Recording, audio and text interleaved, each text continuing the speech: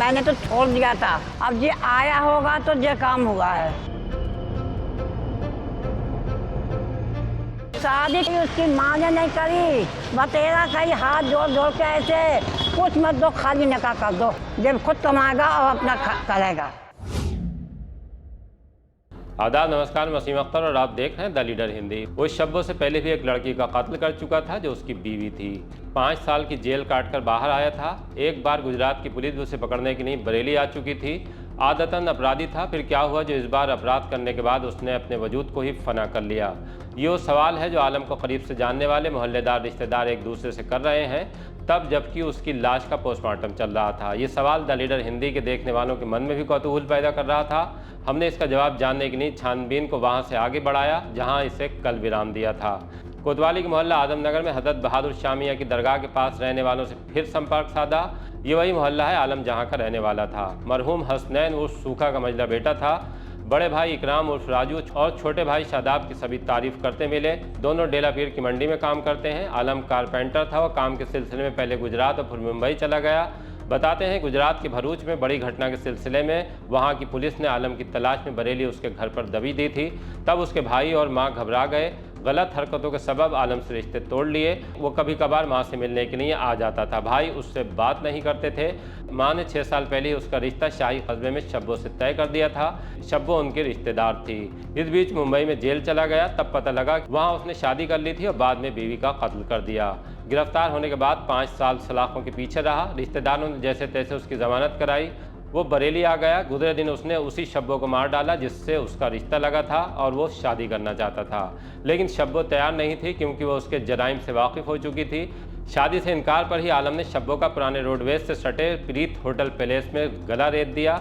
इलाके में सनसनी फैल गई। पुलिस के होश उड़ गए। होटल में तफ्तीश और ऊपर से होने वाली पूछताछ पर कोतवाल से लेकर सीओ और एसपी सिटी तक पसीना पसीना हो गए। 2 घंटे बाद ही पुलिस इस कत्ल की तह तक पहुंच गई। साफ हो गया कि शब्बों का कत्ल करने वाला आलम भी जिंदा नहीं रहा। उसकी लाश धनेटा फाटक से लाकर पोस्टमार्टम हाउस में रखवाई जा चुकी है। यहीं से वो सवाल खड़ा हुआ कि आखिर क्रिमिनल माइंड शख्स ने जान क्यों दे दी, तब जबकि वो इससे पहले भी एक लड़की का कत्ल कर चुका था। अब आपको इस सवाल का जवाब बताते हैं। दरअसल जेल में 5 साल गुजारने के बाद अब आलम जेल से डर गया था। उसे ये भी खौफ था कि भागने के चक्कर में कहीं उसका एनकाउंटर नहीं हो जाए। कुछ लोगों का ये भी कहना था कि वो शब्बों से मोहब्बत करता था। उसने शब्बों को मार तो दिया, लेकिन जब उसका गुस्सा ठंडा हुआ और अंतरात्मा ने उसे झंझोड़ा तो ज़िंदगी को ख़त्म कर लिया। वो बदनसीब बेटा था जिसकी शिनाख्त के लिए माँ फिरोज़ी बेगम पोस्टमार्टम हाउस तक पहुँची, लेकिन जवान बेटे की मौत पर उनकी आंखों में एक भी आंसू नहीं था। क्या नाम है आपका? मेरा फिरोजी। कहाँ रहती हैं? आजमनगर बाग गेटान। बेटे के कहने नहीं, जब मोहब्बत में जब हुआ उन्हें शादी को कहा होगा, इनने ना इनकारी करी होगी, तो आपस में कुछ भी हो इंजन से मेरे घर से नहीं हुआ है। जो तो मैंने तो छोड़ दिया था। अब ये आया होगा तो ये काम हुआ है। मैंने तो कल सुना है। मेरा भाई कब से मोहब्बत करता था आपका बेटा? 12 साल से। कैसे उसकी इसकी जो सब्बों की बहन हमारे घर में दौरानी के लड़के के घर में थी, वो आती जाती थी, इससे मोहब्बत बनी इनकी। बेटा क्या करता था? फर्नीचर का काम करता था। हाँ, और जो कमाता था वो सब उसी को देता था। अपना खर्चा करता था, उसको कर देता था। बेटा कोई नशा वशा भी करता था? हाँ हाँ, शराब पीता था। घर से दूर रहता था या साथ में? नहीं, दूर। मेरे घर में कहीं नहीं मैंने।